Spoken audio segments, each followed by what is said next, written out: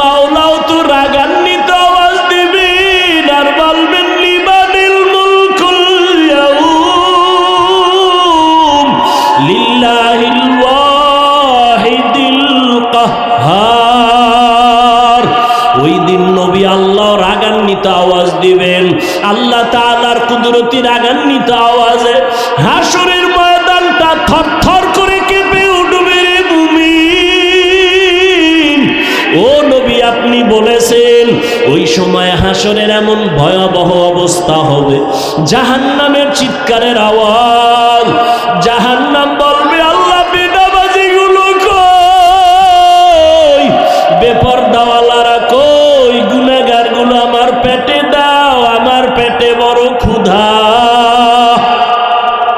জাহান্নামের আওয়াজে আল্লাহ বলবে ফেরেশতারা জাহান্নামের গলায় 70,000 শিকল লাগাইয়া ধর, সামনের দিকে যেন আসতে না পারে, আমি বিচারটা শেষ করে নেই তারপরে ওর খোরাক দিব। জাহান্নামকে ধৈর্যই রাখতে পারে না। এমন এক অবস্থা রহমতের নবীও কান্না শুরু করবেন, আল্লাহ জাহান্নামের ভিড়াও, আমার একটা উম্মতেরও যেন ধরতে না পারে। আমার উম্মতের যদি জাহান্নাম খাইয়াই ফালায় আমি জান্নাতের দরওয়াজায় যাব না। তখন আমার আল্লাহ ফেরেশতাকে ডাকবে, আয় আয়। আল্লাহ কুদরতের হাতে একটু পানি দিয়া বলবে জাহান্নামের গায়ে পানিটা ছিটাইয়া দাও। ছিটাইয়া দেওয়া মাত্র জাহান্নাম দ্রুত গতিতে পেছন দিকে ভাগতে থাকবে। ফেরেশতারা বলবেন আল্লাহ 70,000 শিকল লাগাইয়া যেই জাহান্নামকে ধরে রাখতে পারলাম না, এমনকি বরকতের পানি দিলা, একটু পানি দেওয়া মাত্র জাহান্নামের এমন দৌড় পেছন দিকে ভাগা শুরু হয়ে গেল। ও আল্লাহ এটা কোন বরকতের পানি? এটা কি হাউজে কাউসারের পানি, নাকি আবে হায়াতের পানি, নাকি দুনিয়ার কোন সমুদ্রের পানি, নাকি জমজমের পানি, নাকি এটা বৃষ্টির বরকতি পানি? আল্লাহ বলবে না ফেরেশতা, এই পানিটা আবে হায়াতের পানিও না, এই পানিটা কাউসারের পানিও না, এই পানিটা জমজমের পানিও না, এই পানি আমার নবীর গুনাহগার উম্মতের চোখের পানি। ওই বাংলাদেশ মাঠের মধ্যে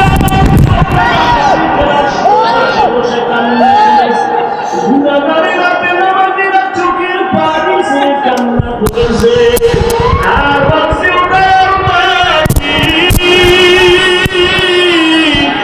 জীবনের শয়তানের ধোঁকায় কত নামাজ ছাড়লাম, কত বেপরদায় চললাম, ও আল্লাহ জীবনে কত গাড়ি কাটলাম, আর জীবনে নামাজ ছাড়বো না, আর গাড়ি কাটবো না, বেপরদায় চলবো না। ওই আমার নবীর গুনাহগার উম্মতের চোখের পানি। ও বেনামাজি বাবারা, ও আমার কলিজার যুবক, টুপি মাথায় দিয়েছে জাহান্নামের আগুনের ভয়, নামাজ পড়ি, পর্দা করি, হালাল খাই, ওই আমরা তো না খাইয়া মরিয়া যাই নাই, সন্তান আমাদের কমে নাই। তোমার মতো কত যুবক স্কুল কলেজে পড়িয়াও তো নামাজ ছাড়ে না, দাড়ি কাটে না। বলো বাবা তোমরা কেন পারো না? তোমার মতো যুবক চাকরি করে, ব্যবসা করে, দাড়ি কাটে না, নামাজ ছাড়ে না, কেন তুমি পারবা না? তোমার মতো যুবক দোকানদারি করে, নামাজ পড়ে, শ্রমিকের কাজ করে, নামাজ পড়ে, তোমার মতো যুবক গাড়ি চালায়, নামাজ ছাড়ে না, বলো তুমি কেন পারবা না? ও পর্দার মা বোনেরা, আপনার মতো কত মা, কত বোন নামাজ পড়ে, পর্দা করে, মোবাইলে সময় নষ্ট করে না। ও আমার বেনামাজি বাবারা, দাড়ি কামানেওয়ালা বাবারা, ওই আল্লাহর কোরআনটাকে কি মিথ্যা মনে করছো?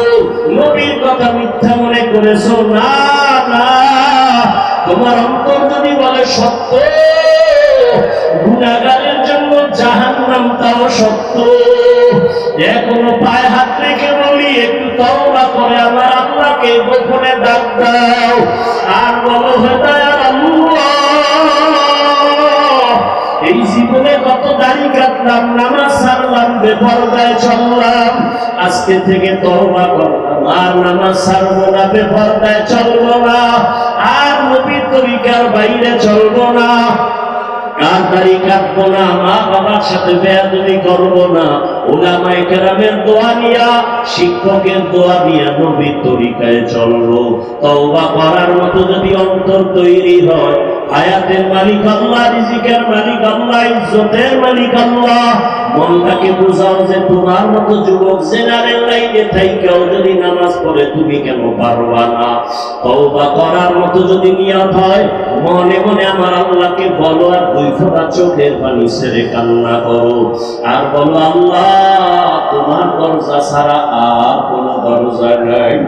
গুনার কারণে দিলটা শক্ত, চোখে পানি নাই, ওরে কান্না যদি না আসে চেষ্টা করো, দেখো কার চোখে পানি, হাতটা বাড়ায়া কান্নাওয়ালার থেকে দোয়া নিও, মা বাবার দোয়া নিও, আর তওবা করো, আর আল্লাহকে বলো আর নামাজ ছাড়বা না, দাড়ি কাটবা না, বেপরদায় চলবা না, মা বাবার দোয়া নিয়া, আলেমের দোয়া নিয়া, নবীর তরিকা মেনে চলবা, মুরব্বির দোয়া নিয়া চলবা।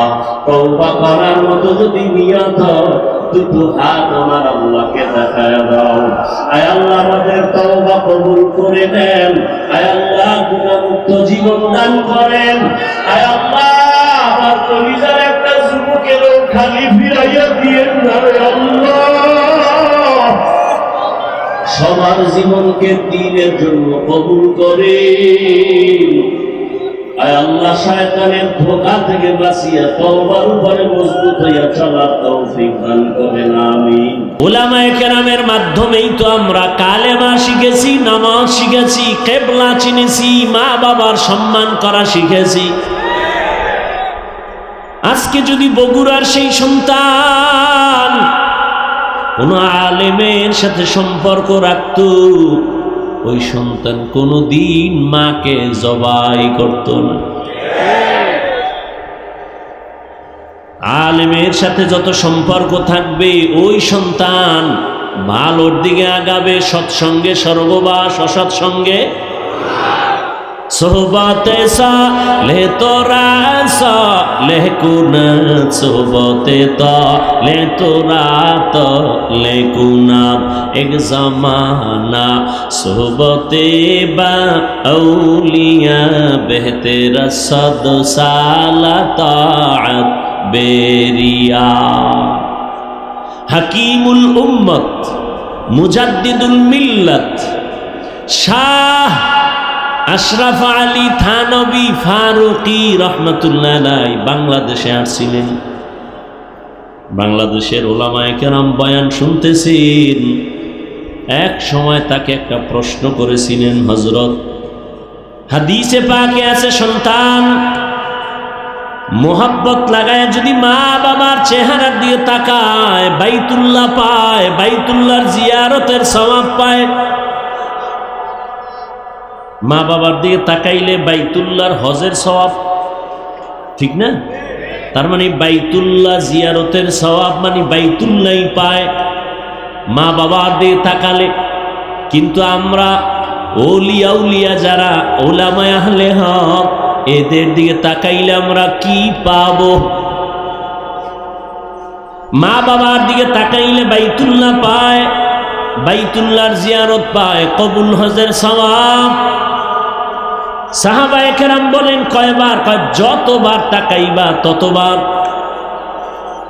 থানবী রহমাতুল্লাহ আলাইহিকে প্রশ্ন করলেন, উলামায়ে আহলে হক যারা আহলুল্লাহ, ওলিয়া উলিয়া, তাদের দিকে তাকাইলে কি পাবো?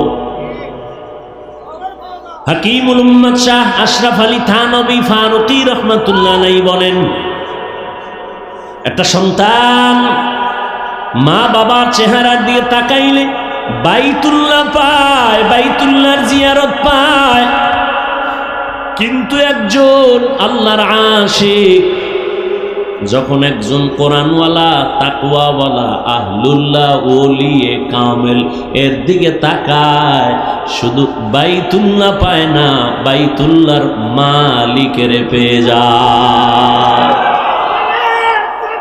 সোহবতে সালে তোরা সালে কুনাত, সোহবতে তালে তোরা তালে কুনাত জামানা, সোহবতে বা আউলিয়া বেহতেরা সদ সালা তাআত বেরিয়া।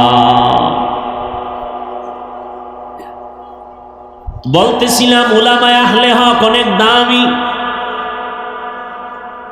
উলামায়ে কেরামের মজলিসে বসছেন, আল্লাহ ফেরেশতাদেরকে নিয়ে একটা মজলিস মিলায় বলে, ফেরেশতা তোমাদের সাক্ষী রেখে বললাম, আমার উলামায়ে কেরামের ময়দানে যারা বসছে তাদের কোরআন সুন্নাহর কথা ঘোষণা দেও, এদের জীবনের সব গুনাহগুলো মাফ করে দিলাম।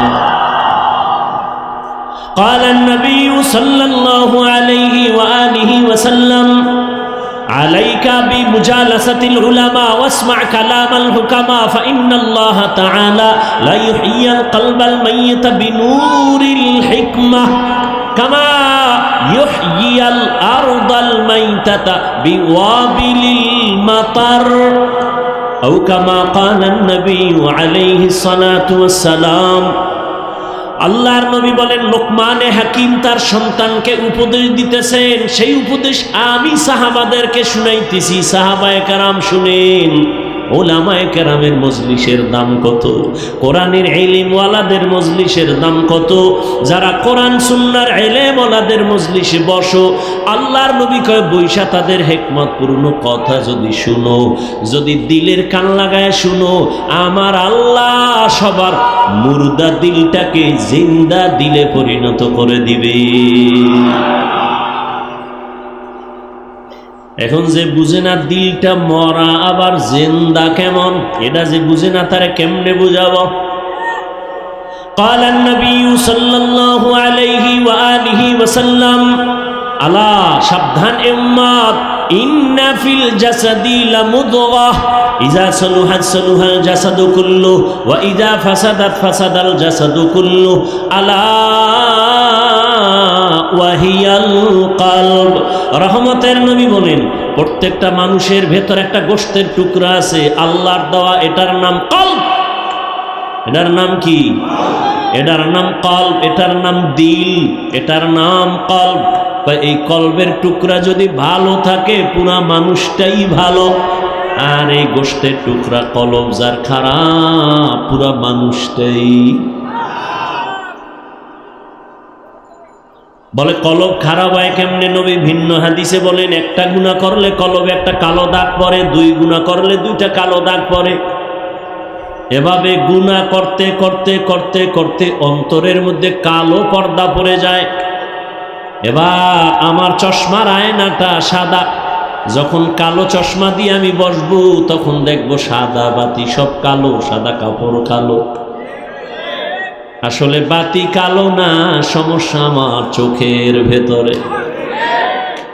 জমিনের ভিতরে কোরআনের বয়ান ভালো, উলামায়ে আহলে হক ভালো, ওয়াজ মাহফিল ভালো, মাদ্রাসা ভালো, মসজিদ ভালো, পীর মুরিদি ভালো, চরমনাই ভালো, উজানি ভালো, বাহাদুরপুর ভালো, জৈনপুর ভালো, বাহাদুরপুর ভালো, ফুরফুরা ভালো, নানুপুর ভালো, হাটহাজারি ভালো, লালবাগ ভালো, মালিবাগ ভালো, মাদ্রাসা ভালো, উলামায়ে কেরাম ভালো। যারা বলে ভালো না ভালো না ভালো না, আসলে ওদের কলব বড় খারাপ। তুকু যাও সুন্নতে আহমদ কুজাবা মুহাম্মদ কৈবুদ নিসবতরা মান আহাব্বা সুন্নতি কৌলে রসুল মজদায়ে কানা মাই হাম কুন কবুল। নবীজি বলেন, উলামায়ে কেরামের মজলিসে বসলে মুর্দা দিল কি হয়? দিল কিন্তু দুনিয়াতে আসার সময় জিন্দা ছিল, তাজা ছিল, قال النبي صلى الله عليه وآله وسلم ما من مولود إلا يولد على الفطرة فأبواه يهودانه أو ينصرانه أو يمجسانه إلى آخر الحديث নবী বলেন যত সন্তান ভূমিষ্ঠ হয় তার কলবের গোশতের টুকরা থাকে স্বচ্ছ পরিষ্কার পবিত্র মা বাবা ওই সন্তানকে খারাপ বানায় মূর্তি পূজারী বানায় অগ্নি পূজারী বানায় গায়রুল্লাহর গোলাম বানায় মা বাবা কে বানায় বাচ্চা তো আমার ঘরে আছে আপনাদের ঘরেও আছে সবার ঘরের বাচ্চা হাসে না কাঁদে কথা বলেন না কেন কাঁদে আমরা বাচ্চা কানলে কোনোদিন তো পুতুল কিনা দেই নাই আর তোমার বাচ্চা কান্না করতেছে তুমি বাজার থেকে দৌড়ায় গিয়ে একটা পুতুল কিনে দিছো বাচ্চার হাতে নবী বলেন মা বাবা সন্তানের খারাপ বানায় এজন্য কিয়ামতের দিন সব সন্তানেরা আল্লাহর আদালতে মা বাবার বিরুদ্ধে মামলা দায়ের করবে ও দয়ার মালিক আমি দাড়ি কাটি নাই নামাজ সারি নাই আমার আব্বা আম্মা আমারে নামাজের তালিম দেয় নাই আমার আব্বা আম্মারে ধরো আল্লাহ সূরা আহজাবের ৬৭ নম্বর আয়াতে বলেন রব্বানা ইন্না আতা'না সাদাতানা ওয়া কুবারানা ফাআদাল্লুনাস সাবিলা মামলার আয়াত পেশ করবে মামলা দিয়ে দিছে এবার আল্লাহ কইবে তোরে বুদ্ধি দিছিলাম নি হ্যাঁ দিছি না বিবেক দিছিনি হ্যাঁ কুত্তা শুয়ারের তো দেই নাই ভালো মন্দ যাচাই করার জন্য হক আর না হক বন্ধ বুঝার জন্য গরুরে আকল দেই নাই গরুরে যদি দিতাম এটা হক এটা বাতিল তাহলে মালিকের দেখাইতো অন্যের ফসলে মুখ লাগাইতো না আমি তো কোনটা ভালো কোনটা খারাপ কোনটা হালাল কোনটা হারাম এটা বুঝার জন্য মেধা তো মানুষকেই দিয়েছি এরপরও যদি মানুষ হালালটা পাইলেও খায় হারামটাও খায় গরুর মতো ভেদাভেদ না করে আল্লাহ কয় তোর থেকে গরু অনেক ভালো তুই গরুর থেকে খারাপ তুই গরু না গরুর থেকে আল্লাহ কোরআনে সূরা আরাফ 9 পারায় বলেন ওয়ালাকাদ জারানা লি জাহান্নামা কাসীরাম মিনাল জিন্নি ওয়াল ইনস লাহুম কুলুবুন লা ইয়াফকাহুনা বিহা ওয়া লাহুম আ'য়ুনুন লা ইবসিরুনা বিহা ওয়া লাহুম আযানুন লা ইয়াসমাউনা বিহা উলাইকা কাল আনআমি বাল হুম আযাল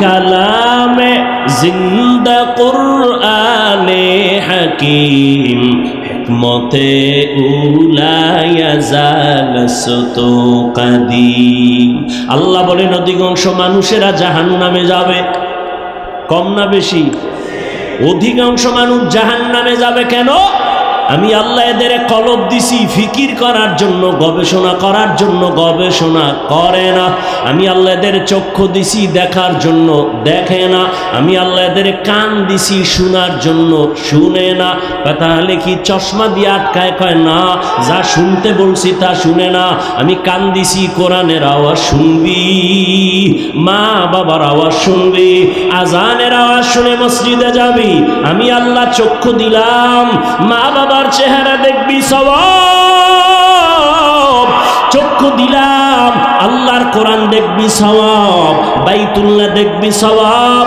উলামায়ে আহলে হক দেখবি সওয়াব আল্লাহর বানানো আসমান দেখবি সওয়াব আর আল্লাহর মোহব্বত নিয়ে আল্লাহরে সেজদা দিবি সওয়াব বান্দা তুই চোখ দিয়া সারা রাত মোবাইলের দিকে তাকাইয়া কবিরা গুনাহ করো আল্লাহ কয় উলাইকা কাল আনআম এটা চতুষ্পদ জানোয়ারের মতো কয় বালহুম আদল না তার থেকেও খারাপ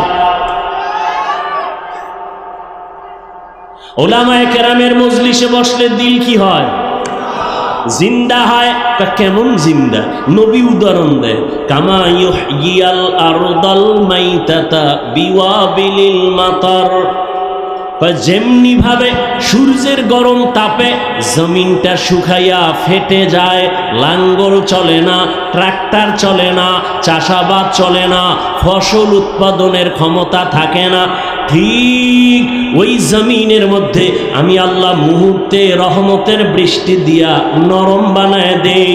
যেই জমিন এতক্ষণ একটু আগে লাঙ্গল চলে নাই, চাষাবাদ চলে নাই, ফসল হয় নাই, বৃষ্টির পানি বয়ে জমিন পুরা তাজা হয়ে গেছে, এখন ফসল উৎপাদন হয়, এখন চাষাবাদ চলে, লাঙ্গল চলে, ট্রাক্টর চলে। ওরে আল্লাহর গোলাম, আমি তোরে দুনিয়ায় তো একটা সুন্দর পবিত্র অবস্থায় তোমারে দুনিয়ায় পাঠাইছিলাম, এখন তুমি গুনাহ করে করে হাতের গুনাহ, চোখের গুনাহ, কানের গুনাহ, অন্তরের গুনাহ, গীবত শিকায়াতের গুনাহ, মিথ্যা কথার গুনাহ, অন্যের হক নষ্ট করার গুনাহ, জুলুম করার গুনাহ, মা বাবার সাথে বেয়াদবির গুনাহ, ওলামায়ে কেরামের সাথে বেয়াদবির গুনাহ, এই গুনাহ করে করে তোমার কলবটা ওই সূর্যের তাপের মতো মাটি যেরকম ফেটে যায়, তোমার অন্তরটা ভেঙ্গে ভেঙ্গে টুকরা টুকরা হয়ে গেছে। এখন নামাজের ফসল উৎপাদন হয় না, রোজার ফসল উৎপাদন হয় না, জিকিরের ফসল কলব গ্রহণ করতে চায় না, জিকির গ্রহণ করতে চায় না, বাগরি নামের ফসল তোমার অন্তর কবুল করতে চায় না, মেসওয়াকের আমল তোমার অন্তর কবুল করতে চায় না। আখিরাতের চাষাবাদের জন্য কলব এখন দুর্বল। কয় আলেমদের মজলিসে যদি অন্তরকে দুর্বল করে বসো, আমি আল্লাহ কুদরতে রহমতের বৃষ্টি যখন বর্ষণ করব, সিনার মধ্যে গিয়া ধাক্কা লাগতে থাকবে, ধাক্কা লাগতে থাকবে, ধাক্কা লাগতে থাকবে। একজনের সিনায় যখন রহমত আসবে, ওখান থেকে আর একজনের সিনায় লাগবে, আর একজনের সিনায় লাগবে, লাগতে লাগতে লাগতে লাগতে অন্তরটা কেমন যেন তাজা তাজা। একবার এতক্ষণ প্যান্ডেলে ঢুকার আগে ছেলের চিন্তা, মেয়ের চিন্তা, বাড়ির চিন্তা, গাড়ির চিন্তা, ক্ষমতার চেয়ার গেল কই, টাকা গেল কই, বাড়ি গেল কই, কিন্তু এখানে আসার পরে কেমন যেন ছেলে মেয়ের চিন্তা নাই, বাড়ির চিন্তা নাই, ঘরের চিন্তা নাই। এখন আর এক চিন্তা ঢুকছে, আমারে কে দুনিয়ায় পাঠাইছেন, আমারে এত সুন্দর কণ্ঠ কে দিয়েছেন, আমারে টাকার মালিক কে বানাইলেন, আমাকে সুন্দর সম্মানের জায়গায় কে বসাইলেন, কে আমাকে এত সুন্দর চেহারা দান করলেন, এমন সুন্দর আসমান কে বানাইলেন, এমন সুন্দর দুটো চোখ কে বানাইলেন, এমন সুন্দর দুটো হাত কে বানাইলেন। তারে খুঁজতেছে, অন্তরে পাগল হয়ে গেছে, সে কে, সে কে, খুঁজতে খুঁজতে খুঁজতে খুঁজতে একটা তামান্না অন্তরে তৈরি হয়ে গেছে। এইবার এমন পাগলামি শুরু করছি, আমার মাওলারে তো আমি না নিয়ে আর যাব না, আমার ছেলে আজ আছে কাল থাকবে না, আমার মা আছে থাকবে না, ভাই আছে থাকবে না, কই বিল্ডিংওয়ালা পড়ে আছে, বিল্ডিংওয়ালা পালায়ে গেছে, টাকাওয়ালার টাকা পড়ে আছে, টাকাওয়ালা পালায়ে গেছে, তাহলে টাকা থাকবে না, বাড়ি থাকবে না, গাড়ি থাকবে না, এক সময় তো আমার একা হয়ে যেতে হবে। ওই সময় তো চিন্তা করে দেখলাম, ওই সময় আমার আপন কেউ না, আমার ডানে মাটি, বামে মাটি, সামনে মাটি, পেছনে মাটি, অন্ধকার অন্ধকার। ওই সময় আমি দেখলাম একজন আমার আপন, তিনি একমাত্র আমার মালিক, আমার আল্লাহ রব্বুল আলামিন। আমার আল্লাহর মোহাব্বত অন্তরে জমা হয়ে গেছে। ও আল্লাহর বান্দা, যে টাকার পাগল যে টাকার পেছনে দৌড়ায়, যে ক্ষমতার পাগল সে ক্ষমতার পেছনে দৌড়ায়, যে নারীর পাগল সে নারীর পেছনে দৌড়ায়, যে গাড়ির পাগল সে গাড়ির পেছনে দৌড়ায়, আর যারা আবার মালিকের পাগল, ওই মাওলার পাগলগুলো খালি তালাশ করে আমার মালিক, আমার মালিক। আমি বাড়ি পাইছি, গাড়ি পাইছি, টাকা পাইছি, কিন্তু আমার মালিকের তো আমি পাইলাম না। আমার মালিকের আমি কোথায় পাই? আমি যে টাকা নিয়ে পাগলামি করি, এই টাকা তো আমারে চায় না। আমি যে ক্ষমতার পিছনে জীবন কাটাই, সে ক্ষমতা তো আমারে চায় না। আমি যে স্ত্রীর জন্য জীবন দিতেছি, সেই স্ত্রী তো আমার জন্য জীবন দিবে না। দিবে? দিবে না। আমি যে সন্তানের পেছনে রক্ত ক্ষয় করতেছি, ঘাম ছুটায় কামাই করি, সন্তান তো আমার জন্য কিছু দিবে না। স্বার্থে আঘাত লাগলে সব চলে যাবে। কিন্তু চিন্তা করে দেখলাম একদিন আমাকে আমার মা ছেড়ে দিবে, বাবা ছেড়ে দিবে, ভাই ছেড়ে দিবে, সন্তান ছেড়ে দিবে। আমাকে সবাই ছাড়িয়া ওই বাঁশবাগানে রাখবে, কিন্তু আমার মাওলা যিনি আমার আসল মালিক, সে আমাকে দূরে ঠেলে দিবেন না। আজকে তো দেখি স্বার্থে আঘাত লাগলে মা আমাকে ভালো জানে না, ভাই আমাকে ভালো জানে না, বন্ধু আমাকে ভালো মনে করে না। আল্লাহ, আমি তোর কেমন আদরের মোহাব্বতের মালিক। তুই জীবনে আমার দেওয়া পানি পান করলি বিনা টাকায়, আমার দেওয়া সূর্যের আলো ভোগ করলি ফ্রি, আমার দেওয়া গাছের ফল খাইলি ফ্রি। আমি একটা টাকাও বিল চাই নাই, বিল নেই নাই। ও বান্দা, আমি আল্লাহর সব নিয়ামত খাইয়া একবারও তুই মসজিদে হাজিরা দিলি না, জিকিরের মজলিসে বসলি না, আমি আল্লাহকে আল্লাহ বলে ডাক দিলি না। আমি আল্লাহ রাগ কইরা তোর পানি বন্ধ করি নাই, খানাও বন্ধ করি নাই। আমি আল্লাহ তোর জন্য চলার রাস্তা বন্ধ করি নাই।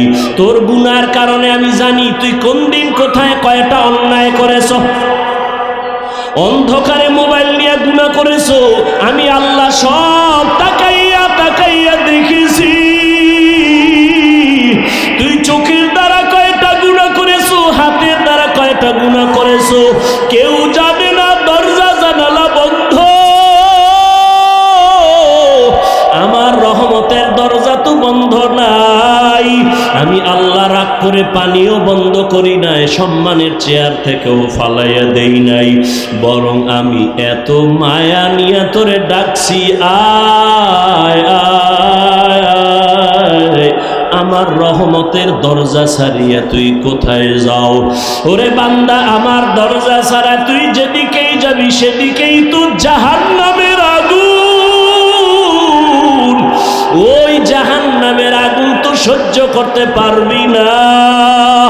রে বান্দা, ফিরিয়া আয় আয়। যদি একবার ফিরিয়া আইসা একবার আল্লাহ বলি আমাকে ডাক দেও, তোর জীবনের সব গুনাহ আমি মাফ করে দিব। ইয়া ইলাহি মুঝসে মুঝকো দূর কর, তাকে দেখো মুঝ में तुझको एक नजर। या इलाही तू मेरा माबूद है, या इलाही तू मेरा माशूक है। আল্লাহ পাক চান না তার আদরের কোন গোলাম জাহান্নামে যাবে। আল্লাহ বড় মায়া কইরা বানাইছেন তো, এই জন্য আল্লাহ এক সেকেন্ডের জন্য চান না তার বানানো কোনো আদরের গোলাম জাহান্নামে যাবে। এলাকায় একজন আল্লাহর ওলি আসছেন, মানুষ দোয়ার জন্য লাইন দিছে। খবর শুই না সনাতন ধর্মের একটা যুবক হিন্দু ছেলেও দেখা করতে গেছে, দোয়া নিবে। আল্লাহর ওলির সামনে গিয়া যখন দাঁড়ায় গেল, সুদর্শন ছেলেটা হুজুরে হাত বাড়ায় দিছে সালাম। হিন্দু ছেলে সালাম পারে না, মোটামুটি বলছে, আর কয় হুজুর দোয়া করবেন, আমি হিন্দু ধর্মের ছেলে। হুজুর এই কথা শুনে হাতটা চাপ দিয়া ধরছে আর ছাড়ে না। দইরা যুবকের চেহারা দিয়ে তাকায়া, এক ধ্যানে তাকায়া, চোখের পানিগুলো গাল বেয়ে বেয়ে পড়ে। হিন্দু যুবক ছেলেটার অন্তরে ভয়, না জানি কোনো বেয়াদবি হয়ে গেল। হুজুর আমারে মাফ করেন, আমি কোনো বেয়াদবি করছি নি? কয় না বাবা, কোনো বেয়াদবি করো না। তো কাঁদেন কেন? বলে আল্লাহর কুদরত দেখা কাঁদতেছি। বলে হুজুর কি কুদরত? বলে এত সুন্দর চেহারা তোমারে যেই মাওলায় দিছে, ওই মাওলায় তোমারে আবার কেমনে জাহান্নামের আগুনে জ্বালাইবে। ইনজেকশনটা দিয়া দিয়া কয় যা। আল্লাহওয়ালাদের প্রত্যেকটা কথার মধ্যে বরকত। এক ইনজেকশন দিয়া দিছে, যা এবার বাড়ি যায়। কিন্তু যুবকের অন্তরের মধ্যে ধাক্কা লাইগা গেছে, কইল কি আমারে হুজুরে। বাড়ি যাইয়া একা একা চিন্তা করতে করতে পাগলের মতো, আসলেই তো, আরে জাহান্নাম কেন, আমি মরার পরে তো আমারে কবরে যাওয়ার আগেই তো আগুন লাগাবে না, এত সুন্দর চেহারা আমি আগুনে জ্বালাইতে চাই না। একটা দৌড় মারিয়া আবার আল্লাহওয়ালার দরবারে গিয়া হাজির। আল্লাহর ওলি কয়, হুজুর দয়া করে আমারে মাফ করে দেন, আর আমারে তওবা পড়ায়া দেন, কালেমার রশি আমার গলায় লাগায়া দেন, আমি আর জাহান্নামের পথে এক সেকেন্ডের জন্য চলতে চাই না। আরে আমি তো মরলেই দুনিয়াতে আমার মুখে আগুন দিয়া দিবে, আমি দুনিয়ার আগুনও চাই না, জাহান্নামের আগুনও জ্বলতে চাই না। হুজুর আমাকে তওবা পড়ায়া কালেমাওয়ালা মুসলমান বানায়া দেয়। উলামায়ে আহলে হকের মজলিসে বসার দ্বারা মানুষের মরা দিল জিন্দা হয়ে যায়। এই জন্যই তো বলি, যারা বলে আমরা ওলিয়া উলিয়া মানি না, উলামায়ে কেরাম চাই না, ওরা বাতিল, ওরা ধোঁকাবাজ, ওদের দুনিয়াও বরবাদ, আখিরাতও বরবাদ। এই যারা দুনিয়া দুনিয়া জিকির করে, আল্লাহর জাত ও সিফাতের কসম, যারা নামাজে দাঁড়াইয়াও দুনিয়া, দোকান, সক্ষমতা, এই সেই, আমি তো হিসাব পরিপূর্ণ করে দেখছি, ওরা দুনিয়াও পায় না, আখিরাতও না। দুনিয়া দুনিয়া দুনিয়া কইরা কইরা পালাইছে, জুতা নেওয়ার টাইম নেই, পাইছে দুনিয়া। তো এই ক্ষমতার লাভ কি যে পলাইতে হবে? এই ক্ষমতার পিছনে দৌড়ায় লাভ কি যে ফুলের মালার ভরে জুতার মালা? এই 10তলা বিল্ডিং এর বাহাদুরি করে লাভ কি যে বিল্ডিং এ ঘুমানের কপাল হবে না? ওই কোটি কোটি টাকা ব্যাংকে রেখে লাভ কি যে টাকা আমি ভোগ করতে পারবো না? তাহলে দুনিয়া দুনিয়া কইরা না পাইলো দুনিয়া, না পাইলো আখেরাত। আর যারা আখেরাত আখেরাত করে, এরা ইনশাআল্লাহ আখেরাত তো পাবেই, দুনিয়ায় যা পাবে বোনাস। আমরা আখেরাত আখেরাত কইরা চলতে গিয়া কি না খাইয়া মইরা গেছি। মহামারী করোনায় চাকরি নাই, ব্যবসা নাই, দোকান বন্ধ, চাকরি বন্ধ, ট্রেন বন্ধ, ব্যবসা বন্ধ, ফ্যাক্টরি বন্ধ, সব স্কুল কলেজগুলো বন্ধ। কিন্তু খবর নিছেননি, কোরআনের একটা মাদ্রাসাও বন্ধ হয় নাই। বন্ধ হইছে? কোন হুজুর কি না খাইয়া ঢাকার শহরে ভিক্ষা করেছে? কষ্টে যদিও জীবন কাটাইছে, কিন্তু গভীর রজনীতে আমার মাওলার সাথে কথা বলছে। অতিও গভীর হয় রজনী যখন, নীরবে প্রভুর নাম জপিও তখন। প্রভুর করুণা যদি পাইবারে চাও, গভীর রাতে উঠে প্রভুর গুণগান গাও। আমার আল্লাহ চান না কেউ জাহান্নামে যাবে, এক সেকেন্ডের জন্য চান না। কিন্তু এটাও সত্য, কোনো মুমিন ছাড়া কোনো বেঈমান জান্নাতে যাবে না। আল্লাহ কাউকে জাহান্নামে দিতে চান না, এই জন্যই তো সবার নামে জান্নাতে বাড়ি লেখা আছে। দ্বিতীয়ত তওবার দরজা খোলা। কেন? কয় তুই জীবন ভর গুনাহ করছো, 50 বছর লাগাইয়া গুনাহ করে করে পাহাড় বানাইছো, আর আমার কাছে যদি একবার বলো মাফ করে দাও, তোর 50 বছরের জীবনের সব গুনাহ 1 সেকেন্ডে মাফ করে দেব। তবে আমার কাছে মাপ চাওয়া লাগবে। ইয়া আইয়ুহাল্লাযীনা আমানুস্তাঈনু বিস-সাবরি ওয়াস-সালাহ। আল্লাহ বলেন, হে মুমিন, সাহায্য কামনা কর 2 জিনিসের মাধ্যমে, ধৈর্য আর নামাজ। কেন? কয় আমি আল্লাহ ধৈর্য ধারণকারীর বন্ধু হয়ে থাকি। নবীজি বলেন, আল্লাহ যাকে বেশি আদর করেন, ভালোবাসেন, তাকে মুসিবত দিয়া পরীক্ষা নেন। আল্লাহ বেশি মায়া করছেন নবীদেরকে, তাদের পরীক্ষাও বড় কঠিন। আইয়ুব আলাইহিস সালামের কঠিন পরীক্ষা। ইউনুস নবীর কঠিন পরীক্ষা, মুসা নবীর কঠিন পরীক্ষা, ইব্রাহিম নবীর উপরে পরীক্ষা, সর্বশেষ আমার নবীর উপরে কঠিন পরীক্ষা। যেই নবী দোয়া করলে উহুদ পাহাড় স্বর্ণ বানায় দিতেন আমার আল্লাহ, সেই নবী না খাইয়া কষ্ট করে করে পেটের মধ্যে পাথর বেঁধে নবী দিনের কাজ করে। যেই নবী দোয়া করলে আমার আল্লাহ উহুদ পাহাড় স্বর্ণ বানাইতেন, ওই নবীরে 3 বছর পর্যন্ত শিয়াবে আবু তালিবে গৃহবন্দী কইরা রাখছে। খানা দেয় না, পানি দেয় না। মায়ার নবী গাছের পাতা সিরা সিরা চাবায়া চাবায়া পেটের ক্ষুধা নিবারণ করে। আর আমার আল্লাহর কাছে কান্না করে বলেন, আল্লাহ আমারে গরিবী হালাতে রাখিও, গরিবী হালাতে মরণ দিও, কিয়ামতের দিন গরিবদের সাথে আমারে উঠাইও। আমার নবী বলে, গরিবেরা বড় লোকের বাড়ি গাড়ি দেখা আফসুস করিস না। যদি গরিবী হালাতে আমার মাওলারে নিয়ে কবরে যাইতে পারো, আমার আল্লাহ ধনী লোকের 500 বছর আগে গরিবের জান্নাত দিয়া দিবে।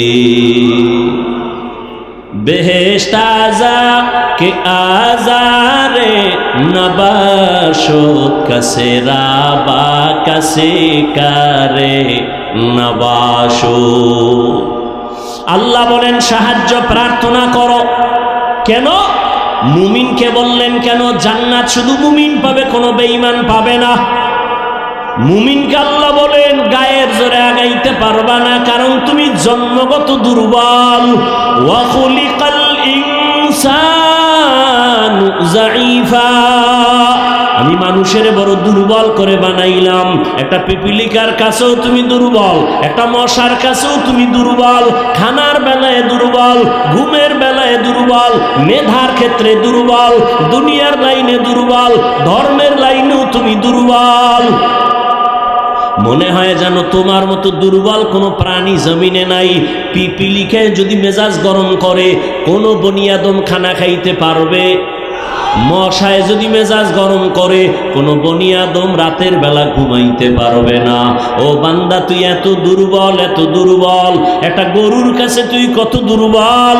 তোরে যদি একটা লাথি মারে, জীবনে 1 ফোঁটা দুধ আর নিতে পারবি না। কিন্তু মর্যাদা সবার উপরে। মর্যাদা দুর্বল না, মর্যাদা তোর ফেরেশতার থেকেও বেশি, জিনের থেকেও বেশি, সব প্রাণীর থেকে বেশি। এই জন্য শক্তিশালী বাঘ তোরে সালাম দেয়, শক্তিশালী গরুটা তোর কাছে দুর্বল হয়ে থাকে। ওর শক্তি দুর্বল না, তোর সম্মানের কারণে দুর্বল হয়ে দাঁড়ায়। তুই 20 কেজি দুধ টাইনা নিয়ে যাও, বাচ্চারে দাও না, গরুটায় কিছুই কয় না। রাগ কইরা যদি বাচ্চার মায়ার দিকে তাকাইয়া একটা লাথি মারতো, তোরে দুধ দিব না। কোনো বনিয়াদম দুধ নিতে পারতি না। না, তোর সাথে বেয়াদবি করে না। তুই যখন গরুডারে ডাক দিয়া কও দাঁড়া, দাঁড়ায়নি। এই শিক্ষিত ঢাকার মানুষ গরুডায় মানুষের কথা শুনেনি। গরুডারে যদি কয় দাঁড়া, দাঁড়ায় যায়। গরুডারে যদি কয় ডানে, ডানে যায়। গরুকে যদি বলে বামে, বামে যায়নি। একটা গরু যদি মানুষের কথা শুনে, সাধারণ এক চাষির কথা যদি গরু শুনে ডানে যায়, চাষির কথায় যদি বামে যায়, গরু দাঁড়ায়। একজন আল্লাহর ওলি তাদের কথা কেন শুনবে না? এরে আল্লাহর বান্দা, দুনিয়ার সব আমাদের গোলাম, দুনিয়ার সব আমাদের গোলাম। গরু আমাদের গোলাম, বাঘ, কথা বলেন না কেন? আমরা কার গোলাম? উজানির জমিনে ঘুমিয়ে আছেন কারি ইব্রাহিম রহমতুল্লাহ আলাইহি। বিশাল বড় জঙ্গল সাফ করে মানুষের ওখানে বসবাস করবেন, একটা জিকিরের মজলিস কায়েম করবেন। জঙ্গল সাফ করতে গিয়া দেখে একটা গম্বুজ, ভেতর একটা বাঘ তার বাচ্চারে দুধ দেয়। কারি ইব্রাহিম ডাক দিয়া কয়, বাঘ বনি আদম আসছি, থাকবো, তুমি তোমার দেশে চলে যাও, এলাকায় যাও। আল্লাহর ওলি কথাটা বলতে দেরি, বাঘ তার বাচ্চা কাঁধে নিয়ে দৌড় দিতে দেরি করে নাই। এখন এখানে আপনি প্রশ্ন করবেন, বাঘে কেমনে শুনে? আমি উদাহরণ আগে দিছি না, একটা চাষির কথা গরু শুনে? বলেন, ঘরের মহিলা মুরগিরে যখন ডাক দেয় তার ভাষায়, মুরগি আয়নি। সন্ধ্যাবেলা আম্মা জানেরা যখন খেতে হাঁস পানির মধ্যে জোরে ডাক দিছে ওই ভাষায়, হাঁস আয়নি। আল্লাহর ওলির কথা বাঘ শুনবে না কেন? তোমার কাছে পাইলে কিছু শায়েস্তা করতাম, তোমার কলব নষ্ট হয়ে গেছে, তুমি ঈমান নিয়ে মরতে পারবা কিনা ভয় লাগে। কারণ আল্লাহ যাকে অপছন্দ করেন তার প্রথম কাজ আলেমের বিরোধিতা করা। যারা আলেমের বিরোধিতা করে তার প্রমাণ হলো আল্লাহ ওর উপরে কি বেজা, এটা প্রথম প্রমাণ। আর আমি বাংলায় কি বলি, আমাকে বাঙালিকে সাইজ করতে হইলে আরো কিছু শব্দ লাগে। যারা আলেমের বিরুদ্ধে লেখে ফেসবুকে আর বলে, এরা সবগুলো সন্তান মা বাবার অভিশপ্ত সন্তান, একটাও মা বাবার আদরের সন্তান না। খবর নেন, যারা আলেমদের সাথে বেয়াদবি করে ফেসবুকে লেখে, সবগুলো সন্তান মা বাবার অভিশপ্ত সন্তান, একটাও মা বাবার আদরের সন্তান না। খোঁজ নাও, ভালো করে খোঁজ নাও। আল্লাহ হেদায়াত দান করুন। আলেমের বিরোধিতা করলে ইসলামের কোনো লাভ আছে? কেন করো? বরং তোমার কপাল তুমি পুড়তেছ। মানুষ বড় দুর্বল, জন্মগত মানুষ দুর্বল, মেধার বেলায় দুর্বল, খানার বেলায় দুর্বল। ঢাকা চিড়িয়াখানায় লেখা আছে একটা বাঘের দৈনিক খানা 17 কেজি গোশত। পারবে কেউ খাইতে 17 কেজি 3 বেলায়? আছে এরকম খাদক? একটা বাঘ অনেক বেশি খায়। আমরা খাওয়ার বেলায় দুর্বল, ঘুমের বেলায় দুর্বল, মেধার বেলায় বড় দুর্বল, সব লাইনে আমরা দুর্বল। কয় এখন দুর্বল মানুষ যদি চলতে হয় আর একজনের সাহায্য লাগবে নি। কথা বলেন না কেন? তাহলে সবাই আমরা সৃষ্টিগত দুর্বল, মেধার বেলায় কি দুর্বল। ডাক্তার হোমিওপ্যাথিক সেও ডাক্তার, এরপরে এলোপ্যাথিক সেও কি ডাক্তার। আবার এলোপ্যাথিক ডাক্তারের মধ্যে এমবিবিএস, এফসিপিএস, এফআরসিএস, কিন্তু সব লাইনে না। একজনের নাক কান গলার ডাক্তার আছে না? হ্যাঁ, যদি কি আমার তাড়াতাড়ি আমার ফ্যাটের মধ্যে টিউমার হয়েছে, কি করা যায়? এই বিষয়ে আমি দুর্বল, ঠিক নেই?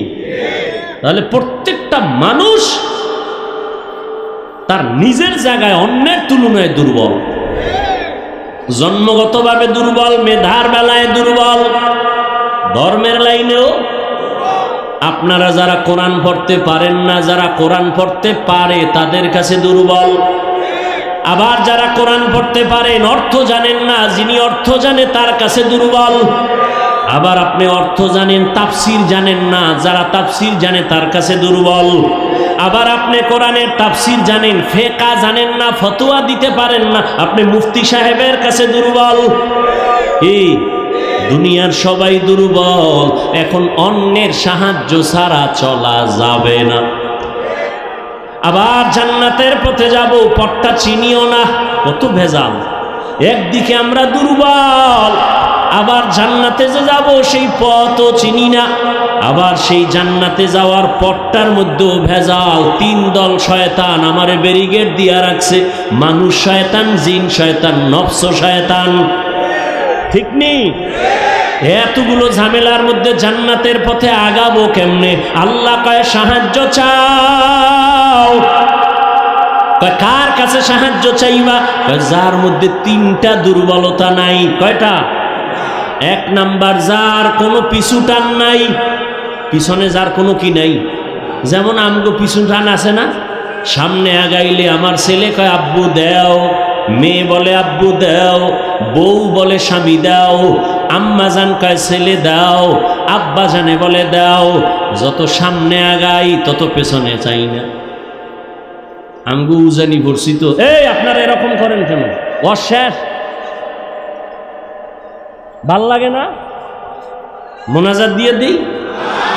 আমনে বাসায় যাইতে জরুরত, আমার জরুরত নাই, গেলে একসাথে যাই, আমিও সাইরে দিই, চলি বাসায় যাই।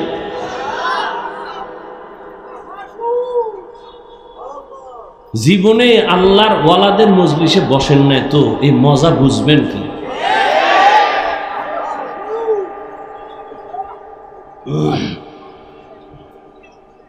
আল্লাহ হেদায়াত দান করুন। উজানি আমাদের এক বড় শাইখুল হাদিস ছিলেন, খুব মজা। তো ওয়াজে দাওয়াত দিছে বরকতের জন্য। তো টাইমের প্রায় 8টা, মানে টাইম যা ছিল 1-2 ঘন্টা লেট করে এরপরে গেছে। ওয়াজে উঠা রস করে, রস মজাক কয় আমি দেরি হয়ে গেছে আসতে বাসার থেকে, আমার 8টা দেওয়ে ভাইছে। দেওভরি কই না আমরা, দেওভরি। আরে ভাই কথা বলেন। হুজুরে কয় আমারে 8টা দেয় পাইছে, দেও পাইছে, দেও ভাওনে দেরি হয়ে গেছে। আমারে কয় দেওয়ে ভাইছে। সবাই তো বুঝছে হুজুরে শাইখুল হাদিস, এরে ভরিতে ভাই, জিনে ভাই, বুতে ভাই, দেওয়ে ভাই। হুজুরে কয় না, দেও ভাইছে মানে 8টা দেও কি? বউ কয় দেও, এই দেওয়ে আমার 5 মিনিট গেছে। ছেলে কয় দেও, এই দেওয়ে গেছে আরো 5 মিনিট। মাইয়া কয় দেও, এরকম কয় দেও। 8টা দেও দিতে দিতে আমার 1 ঘন্টা 2 ঘন্টা লেট হয়ে গেছে। তাহলে জমিনের মধ্যে এমন একজন বান্দা, আল্লাহ বলেন সাহায্য লাগবেই, সাহায্য ছাড়া চলা যাবে। তাহলে যেই চোরার ঘরের চোরা কয় আমি একা একা জান্নাতে যাব, আমার আলেম লাগে না, পীর লাগে না, ও জীবনে জান্নাত পাইব? জীবনে সম্ভব না। আমি স্পষ্ট ঘোষণা দিচ্ছি, পিছনও দিছে, আজও দেই। যারা ওলিয়া উলিয়া মানে না, ওরা বুখারী শরীফ মানে না, কোরআন শরীফ মানে না, ওরা বাতিল। ওদেরকে যারা বাতিল বলে না তারাও বাতিল।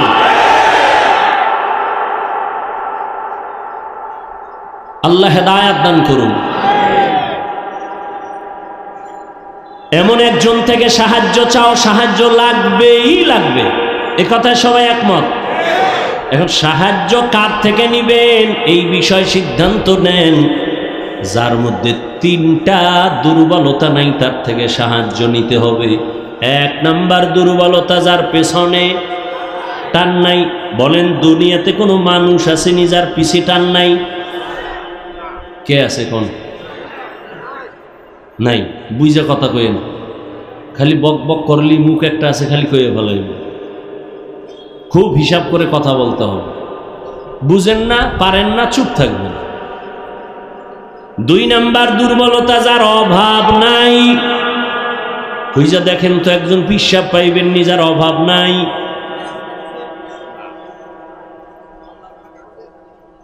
দুনিয়াতে এমন একজন নেতা পাইবেন নি অভাব নাই।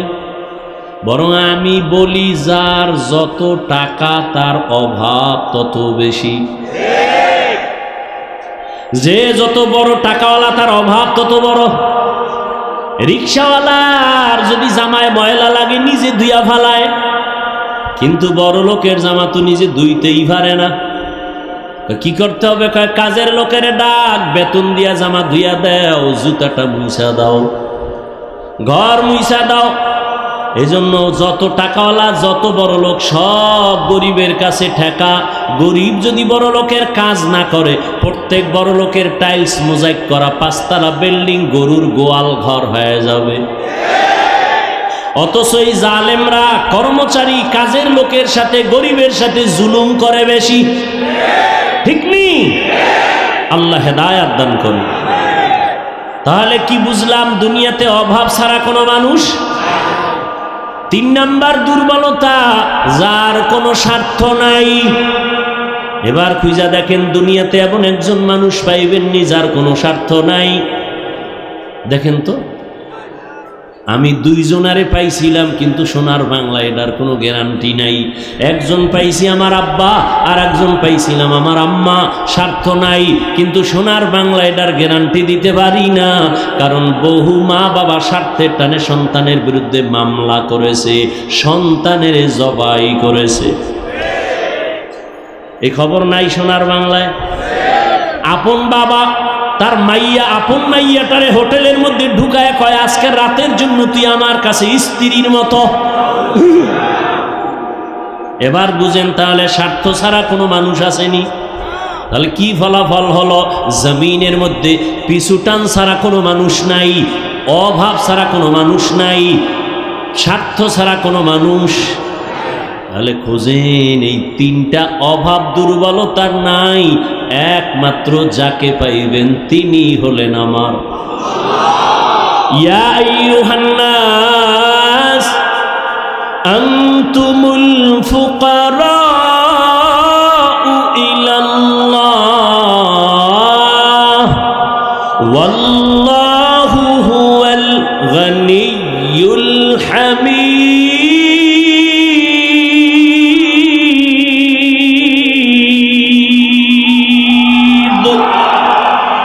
तवक्कुल मी कुनी हर सुबह शाम मेरा सनद रिज़्क़ तू अज़ला मकाम जुज़बा हक़ची ज़े मखा अज़ इंसुजा फज़ले उ आमस्ते दर जुमला जहा।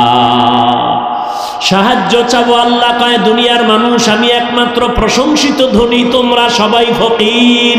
ধনীকে আরো জোরে বলেন। আল্লাহ কেমন ধনী? বলে আমি শুধু ধনী না, প্রশংসিত ধনী। দুনিয়াতে ধনী আছে না, কিন্তু প্রশংসিত ধনী একজনও নাই। 5 লাখ টাকা মাদ্রাসায় দিয়া চায়ের দোকানে চাপাবাজি করে মাদ্রাসা আমার, ঠিক নেই? 50,000 টাকা দিয়া মসজিদে, লাখ টাকা দিয়া কয় মসজিদ আমি বানাইছি, কয় না? কয় না?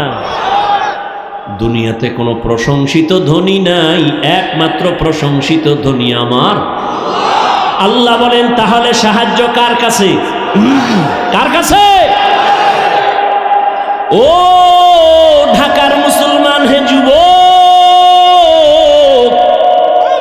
আল্লাহ বিবেক দিছে, বিবেকটা দিয়া বলো আমার রহমতের নবীর থেকে দামি কোন নবী আসেনি? সত্য বলো। ছিল? আসবে? বলো আমার নবীর জীবনে কোনো কিছুর প্রয়োজন হইতো নি? হইতো না? দেখো তাহলে নবীজি কোন মাজারে গিয়া চাইতেন? ইব্রাহিম নবীর মাজারে, মুসা নবীর মাজারে, আজমিরের মাজারে, নিজামুদ্দিন আউলিয়ার মাজারে। এই যুবকরা ভালো কইরা শোন, পেজগোছের কথা তো বুঝবা না রে বাবা, আমার বাংলা কিছু কথা মনে রাখো। সবাই একমত নি যে নবীর থেকে দামি কেউ এই দুনিয়ায় দরবার শরীফ আসেনি? জোরে কও, বলো মদিনার দরবার থেকে দামি দরবার নাম কি? আজমিরের দরবার মদিনার থেকে দামি।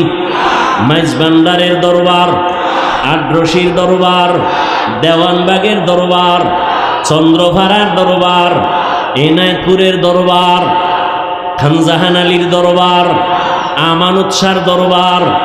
তাহলে মদিনার দরবার থেকে দামি কোন দরবার? সত্য কথা না মাইনে নে বাবা, তুই মানো না মান স্বীকার কর। নবীর থেকে কোনো দামি ব্যক্তি, মদিনার দরবার থেকে দামি কোন দরবার? দুনিয়াতে মাজার আসেনি? মাজার বলো, নবীজির মাজার থেকে দামি মাজার কোনটা? ইব্রাহিম নবীর মাজার, ইসমাইল নবীর মাজার, খাজা মাইনুদ্দিন চিশতি আজমিরির মাজার, শাহজালাল শাহপরানের মাজার, শাহ মাখদুমের মাজার, আমাদের বাগেরহাটে খানজাহান আলীর মাজার, শাহ আলী মিরপুরের মাজার, গোলাপ শাহর মাজার না আমানত শাহর মাজার, বাইজিদের মাজার। একমত নি মদিনার নবীর মাজার থেকে দামি কোনো মাজার নাই? সবাই একমত? বলো বলো, সেই নবীর মাজারে গরু জবাই হয় কয়টা? মোমবাতি জ্বলে কয়টা? ওই মাজারে সেজদা চলে কয়টা? নবীর দরবারে আর মাজারে নারী পুরুষ এক জায়গায় বইয়া ঢোল বাজায়া জিকির করে কয়দিন? ভালো করে বুঝো, দুনিয়াতে মদিনার দরবার থেকে আর একটা দরবারও নাই, মদিনার মাজার থেকে দামি কোনো মাজার নাই।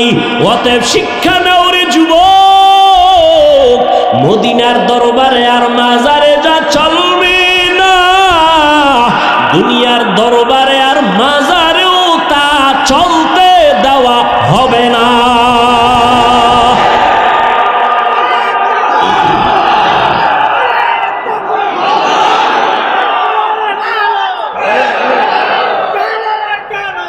ভাইরা আমার, মাজারে মোম জ্বালাইলে যদি আল্লাহ খুশি হয়, তাহলে অর্ডার দিয়ে একটা বড় মোম নবীর মাজারে আগে নেওয়া উচিত না?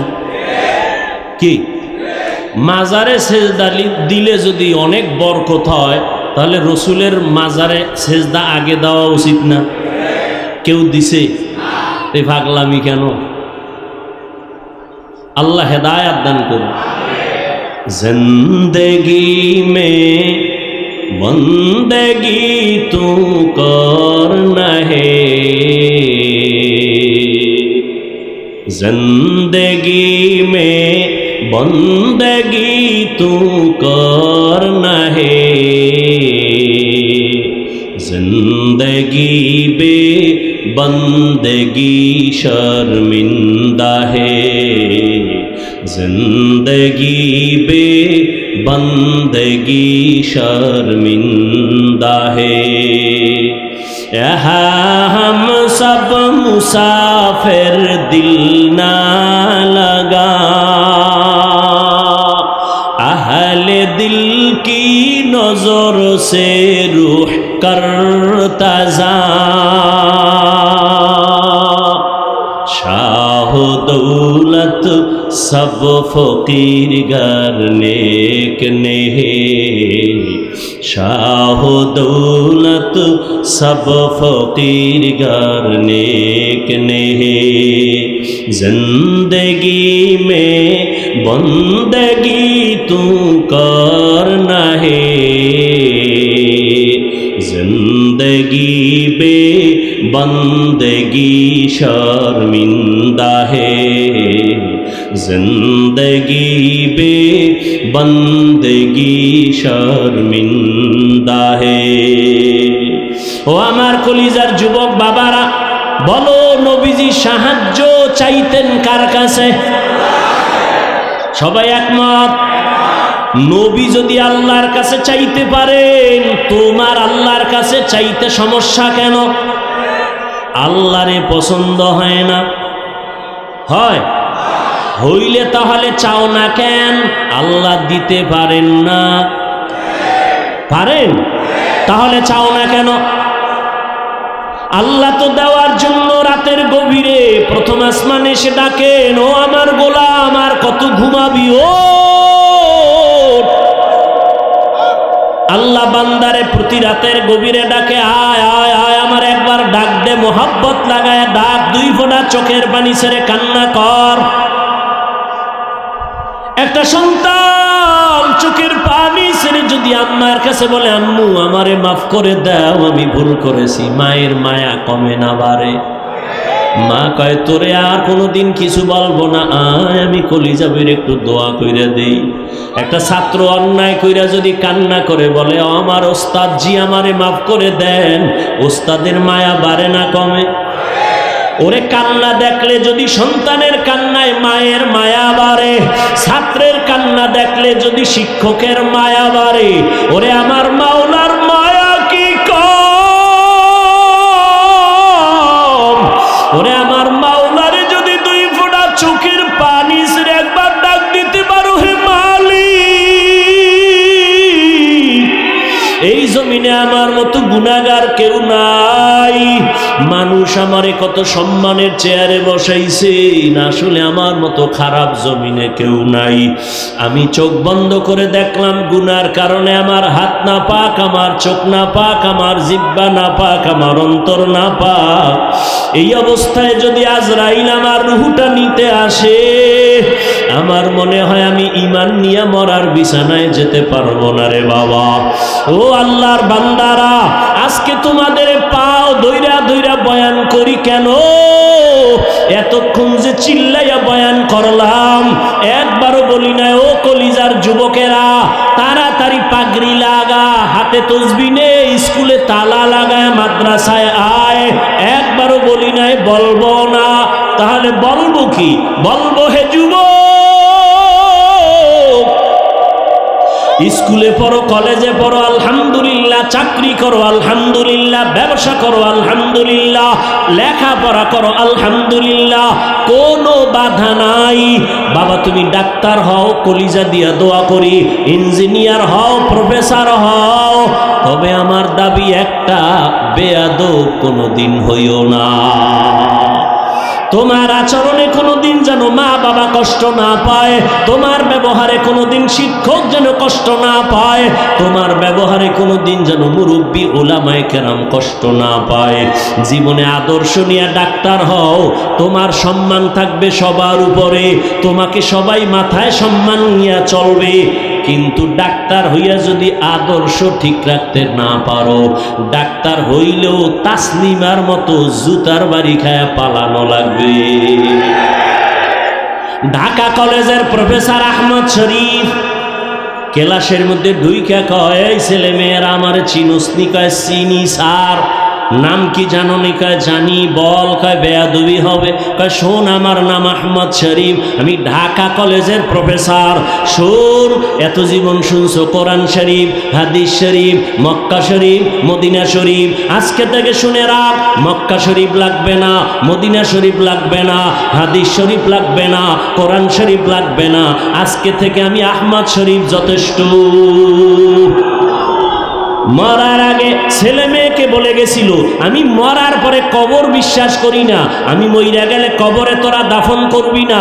ঠিকই ওই নাস্তিক বেঈমানের কবরে দাফন করা হয় নাই, সন্তানেরা দেহটা দান করে দিছে হসপিটালে, ওর কপালে কবরও নাই। এই প্রফেসর হইয়া লাভ নাই রে বাবা। সম্মানের একটা ডাক্তার হও, ইঞ্জিনিয়ার হও, প্রফেসর হও, মানুষ যেন তোমার কলিজা দিয়া দোয়া করে। এই জন্য লাগবে তোমার সুন্দর চরিত্র, আদব নিয়ে চলবা, মা বাবার দোয়া নিয়ে চলবা, উলামায়ে কেরামের দোয়া, শিক্ষকের দোয়া ছাড়া আগাইতে পারবা না। তোমার জীবনের সফলতার এক নাম্বার দোয়া মা বাবা, জীবনের সফলতার দ্বিতীয় দোয়া শিক্ষকের দোয়া লাগবে। আমার আব্বা আম্মা আমাকে দোয়া করছেন, আল্লাহ আমাকে ভালো বানাইছেন, কিন্তু এই চেয়ারে বৈশা বয়ান করা আমার আব্বা আমাকে শিখান নাই, আম্মা আমাকে শিখান নাই, আমাকে হাতে কলমে দইরা দইরা আমাকে কথা শিখাইছেন, লেখা শিখাইছেন, বলা শিখাইছেন আমার শিক্ষক। অতএব শিক্ষকের অবদান ভুলার মতো না। যদি খবরদার মা বাবার দোয়া আল্লাহর কসম তোমার জীবনের সফলতার চাবি, শিক্ষকের দোয়া তোমার জীবনের সফলতার চাবি, ওলামায়ে কেরামের দোয়া সফলতার চাবি। ঠিক এর বিপরীতে মা বাবার বরদোয়া তোমার জীবনের জন্য আগুন, ওস্তাদের বরদোয়া তোমার জীবনের জন্য আগুন, ওলামায়ে কেরামের বরদোয়া তোমার জীবনের জন্য আগুন। আজকে বাংলাদেশে যত ঝামেলা দেখতেছো, আলেমদের সাথে বেয়াদবির ফলাফল। এই জন্য যুবকের বলি, পাও দুইটা ধইরা বলি, অঙ্গীকার কর, শপথ কর, ওয়াদা কর, জীবনে মা বাবার দোয়া নিব। দোয়া নিতে না পারলেও অঙ্গীকার কর বদদোয়াটা নিবি না। যদি নেও মরার আগে পঙ্গু হয়ে যাবি, চাকার তলে মাথা ঢুকে যাবে, টেরই পাবি না। শিক্ষকের দোয়া নিবি, যদি নাও পারো অঙ্গীকার কর কোনদিন শিক্ষকের বদদোয়া দোয়া নিবা না, যদি পারো উলামায়ে কেরামের দোয়া নিবা, যদি না পারো অঙ্গীকার করো কোনোদিন বেয়াদবি করে বরদোয়াটা নিবা না। এই অঙ্গীকার কইরা যদি চলো, ডাক্তার হলেও তোমার জীবন সফল, ইঞ্জিনিয়ার হলেও তোমার জীবন সফল। এই জমিনে বাবা তুমিও মুসলমান, আমিও মুসলমান, তোমার আমার আল্লাহ দুই না এক, তোমার আমার নবী এক, তোমার আমার কোরআন, তোমার আমার কাবা, তোমার আমার ধর্ম, তোমার আমার কালেমা, সব এক না? তোমার আমার আল্লাহ এক, নবী এক, কোরআন এক, কাবা এক, ধর্ম এক, দুনিয়াতে আসছি তাও এক। বিদায় বেলা কাফন হবে তিনটা, কালার হবে আলাদা। কাফনের সংখ্যাও কি? যত বড় টাকাওয়ালা হও না কেন, মইরা গেলে একটা কাফন কেউ বাড়াইয়াও দিবে না। গরিব রিক্সাওয়ালা হইয়া যদি মরো, একটা কাফন কেউ কমাইয়াও দিবে না। আমারেও তিন কাফন, তোমারও তিন কাফন। কালার আলাদা না সব এক? কি কালার? কাফনের উপরে লেখা থাকবে বড় হুজুরের লাশ, কাফনের উপরে লেখা থাকবে কোটিপতির লাশ। তাহলে এত ভাব দেখাও কেন? আমি বক্তা বক্তা ভাব দেখাই, তুমি টাকার ভাব দেখাও। যত ভাব দেখাই না কেন, সাদা কাফনে যেদিন ঢুকবো ওদিন সব বাহাদুরি শেষ হয়ে যাবে। কবরের সাইজও হবে এক, কবরে রাখার পরে প্রশ্ন হবে তিনটা, তাও এক। নাকি আপনাদের প্রশ্ন আলাদা? কে স্কুলে পড়ে, কে কলেজে পড়ে, কে মাদ্রাসায় পড়ে, কে হুজুর না, কে ডাক্তার, কে রোগী, কে ইমাম, কে মুক্তাদি, কে পীর, কে মুরিদ। সবার বেলায় প্রশ্ন তিনটা। রবের পরিচয় দাও, ধর্মের পরিচয় দাও, রাহমাতুল লিল আলামিনের পরিচয় দাও। নবীজি বলেন এই তিনটা প্রশ্নের জবাব যে দিবে তার জন্য কবর হবে রাউযাতুম মির রিয়াজিল জান্নাহ। আর এই তিনটা প্রশ্নের জবাব যারা দিতে পারবে না, তাদের কবর হবে হুফরাতুম মিন হুফারিন নার। যারা জবাব দিবে তাদের জন্য ভালো, দিতে পারবে না কপাল খারাপ। এখন পারবে কারা? আমরা হুজুরেরা। কি হুজুর হইয়া কবরে জবাব দিতে পারবো গ্যারান্টি? আরে আমরা হুজুর কেন? রহমতের নবীর হাতে করা সাহাবা, 10 জন সাহাবা জান্নাতের টিকিট পাইছেন হাতে, পাইছেন না? তারা কত দামি, তাদের তেলাওয়াত কত সুন্দর, জিকির কত সুন্দর, তেলাওয়াত রোজা কত সুন্দর। এই যে জান্নাতের টিকিট পাইয়াও তারা জীবন ভর শুধু কান্না কান্না কান্না কান্না। রহমতের নবী বলেন আমি রাতের বেলা আমার হুজরায়, আম্মা জান আয়েশার হুজরায় আমি ঘুমায় গেছি। আমার চোখ ঘুমায়, আমার অন্তর ঘুমায় না। হঠাৎ রাতের গভীরে শুনি কান্নার আওয়াজ। রাতের গভীরে কে আমার মসজিদে কে কাঁদে? আমার চোখ সজাগ হয়ে গেল। আমি ওইটা তাকায় দেখি মসজিদে নববীর মধ্যে এই রাতের গভীরে অচেনা কেউ কাঁদে না। জান্নাতি সাহাবী, 1 নম্বরের সাহাবী জান্নাতি, আমার কলিজার আবু বকর নামাজে দাঁড়ায় দাঁড়ায় কান্না করে। মায়ার নবী হেঁটে হেঁটে বাইর হইলেন। এবার নামাজ শেষ, নবী পেছনে তাকায় দেখে আবু বকর হাউ মাউ করে কাঁদতেছেন। নবী নামাজ শেষ করার পরে জিজ্ঞাসা করলেন, আবু বকর আপনি রাতের গভীরে সবাই ঘুমায়, আপনি কেন নামাজে দাঁড়ায় কান্না করলেন? আবু বকর বলেন, ইয়া রাসূলুল্লাহ আমি আমার মালিকের আদালতে কেমনে দাঁড়াবো সেই ভয়ে কান্না করতেছি। নবী বললেন, আপনাকে তো আল্লাহ জান্নাতের টিকিট দিয়েছেন, আবার ভয় কেন? আবু বকর বলেন, ইয়া রাসূলুল্লাহ যেই আল্লাহ আমাকে জান্নাতের টিকিট দিছেন আমার ভয় লাগে আবার না জানি কোনো আমলের দ্বারা আল্লাহ বেজার হইয়া টিকিট আবার ক্যান্সেল করে দিতে পারে, এই ভয়ে কান্না করি। কারণ নবী আপনিই তো বয়ান করেছেন হাসরের ময়দান হবে বড় ভয়ঙ্কর। যেই ভয়ঙ্করের কথা বলতে গিয়া নবী আপনি পর্যন্ত যার যার কান্না করেছেন, বুক ভিজায় দিছেন কান্না করে। কেমন ভয়ঙ্কর হবে হাসরের মাঠ। নবী আপনি তো বলেছেন জমিনটা হয়ে যাবে পুরা সমান, আল্লাহর আদালত হবে সিরিয়ার জমিনে বা আরাফাতের ময়দানে। জমিনটা সূর্যের নিচে আইসে এবং তাপ দেওয়া শুরু করবে, সূর্যের গরমে জমিনটা হবে তামা। ও নবী আপনিই তো বয়ান করেছেন হাসরের ময়দানে সূর্যের গরমে জমিনটা তামা হয়ে যাবে। অন্যদিকে জাহান্নামের আওয়াজ, আবার আমার মাওলাও তো রাগান্বিত আওয়াজ দিবেন আর বলবেন লিমানিল মুলকুল ইয়াউম লিল্লাহিল ওয়াহিদিল কাহ্হার। ওই দিন নবী আল্লাহ রাগান্বিত আওয়াজ দিবেন, আল্লাহ তাআলার কুদরতি রাগান্বিত আওয়াজে হাসরের ময়দানটা থরথর করে কেঁপে উঠবে রে মুমিন। ও নবী আপনি বলেছেন ওই সময় হাসরের এমন ভয়াবহ অবস্থা হবে, জাহান্নামের চিৎকারের আওয়াজ। জাহান্নাম বলবে আল্লাহ বেনামাজিগুলো কই, বেপরদাওয়ালারা কই, গুনাহগারগুলো আমার পেটে দাও, আমার পেটে বড় ক্ষুধা। জাহান্নামের আওয়াজে আল্লাহ বলবে ফেরেশতারা জাহান্নামের গলায় 70,000 শিকল লাগাইয়া ধর, সামনের দিকে যেন আসতে না পারে। আমি বিচারটা শেষ করে নেই, তারপরে ওর খোরাক দিব। জাহান্নামকে ধৈর্যই রাখতে পারে না, এমন এক অবস্থা রহমতের নবীও কান্না শুরু করবেন, আল্লাহ জাহান্নামের ভিড়াও, আমার একটা উম্মতেরও যেন ধরতে না পারে। আমার উম্মতের যদি জাহান্নাম খাইয়াই ফালায় আমি জান্নাতের দরওয়াজায় যাব না। তখন আবার আল্লাহ ফেরেশতাকে ডাকবে, আয় আয়। আল্লাহ কুদরতের হাতে একটু পানি দিয়া বলবে জাহান্নামের গায়ে পানিটা ছিটাইয়া দাও।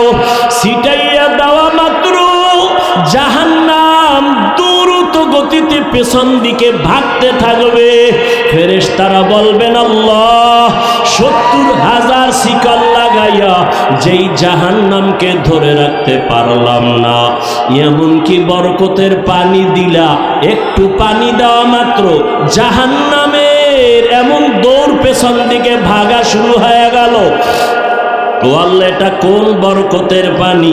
এটা কি হাউজে কাউসারের পানি, নাকি আবে হায়াতের পানি, নাকি দুনিয়ার কোনো সমুদ্রের পানি, নাকি জমজমের পানি, নাকি এটা বৃষ্টির বরকতি পানি? আল্লাহ বলবে না ফেরেশতা, এই পানিটা আবে হায়াতের পানিও না, এই পানিটা কাউসারের পানিও না, এই পানিটা জমজমের পানিও না, এই পানি আমার নবীর গুনাহগার উম্মতের চোখের পানি। ওই বাংলাদেশ মাঠের মধ্যে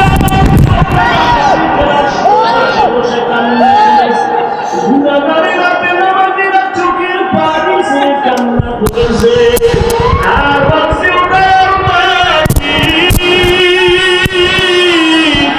জীবনের শয়তানের ধোকায় কত নামাজ ছাড়লাম, কত বেপরদায় চললাম, ও আল্লাহ জীবনে কত গাড়ি কাটলাম, আর জীবনে নামাজ ছাড়বো না, আর গাড়ি কাটবো না, বেপরদায় চলবো না। ওই আমার নবীর গুনাহগার উম্মতের চোখের পানি। ও বেনামাজি বাবারা, ও আমার কলিজার যুবক,